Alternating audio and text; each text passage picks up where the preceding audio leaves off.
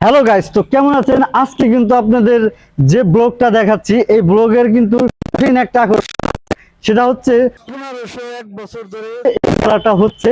সেটা হচ্ছে আমাদের নাগরপুরে চিল্লাবাজার মেলা বলে পরিচিত। তো সেই মেলাটায় আপনাদের আজকে নিয়ে যাব। এই মেলার মধ্যে কোথা থেকে লোক আসে জানেন? ইন্ডিয়া থেকে আসে, ধামরা থেকে আসে, টাঙ্গাইল থেকে আসে, চুহালি থেকে আসে, সিরাজগঞ্জ, ঢাকা, সব জায়গার লোক। এই জায়গায় সবচেয়ে বড় কথা হচ্ছে এই মেলাটা করে গেছিল আগেকার জমিদাররা। তো এখন তো তারা নাই, কিন্তু সেই ঐতিহ্যটা এখনো ধরে রাখছে। সেইভাবে মেলাটা হয়, মেলাতে বহুত লোকজন হয়। তো আজকে আপনাদের নিয়ে যাব, চলুন ঘুরে আসি।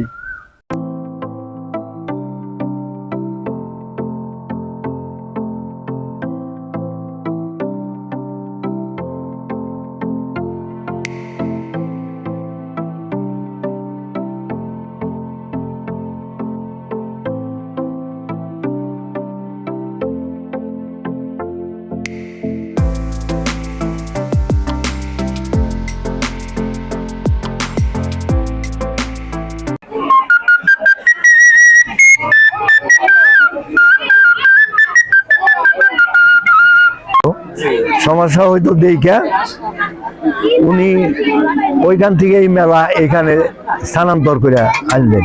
এখানে আসছে কত বছর ধরে? এখানে আনছে আমরা মনে করেন জন্মের পর থেকে দেখতেছি। আমাদের এই নীলপাটটা আজ থেকে 1501 বছর আগে স্বপ্নে পাওয়া গেছে। আমাদের বংশে কানাই বলাই নামে দুজন ছিল ভাই, তারা এই শিবটা স্বপ্নের মাধ্যমে পেয়েছে। প্রথমে জিনই ঘুরতে গিয়েছিল, তখন তারা দেখতে পারে একটা ঠাকুর, তারা তো চিনতে পারে না তখন ঠাকুরটা।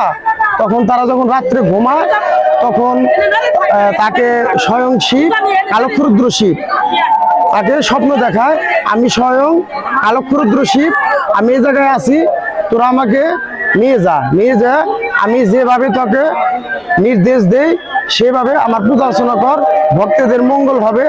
আমার নাম নিলেই সব ভক্তের মঙ্গল হবে, যত মনের মনস্কামনা আছে সব পূর্ণ হবে। সলিমাবাদ পূজা হয়েছে 1400 বছর।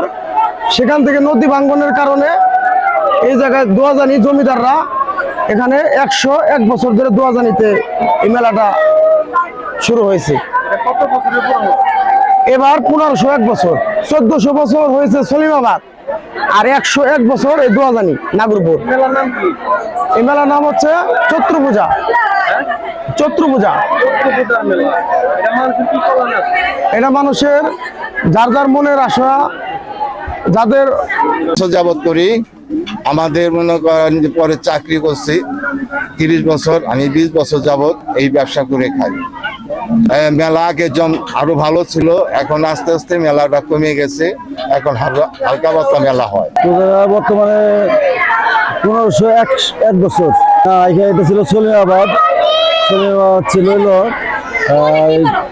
1400 বছর ছিল 101 বছর যাবে। এখানকার অনুষ্ঠানটা প্রায় ইন্ডিয়া থেকেও লোক আসতো আগে। এখন তো সমস্যা হলো যে পাসপোর্ট পায় না, কেউ আসতে পারে না, সেই কারণে এখন মোটামুটি দেশের লোকই বেশিরভাগ আছে।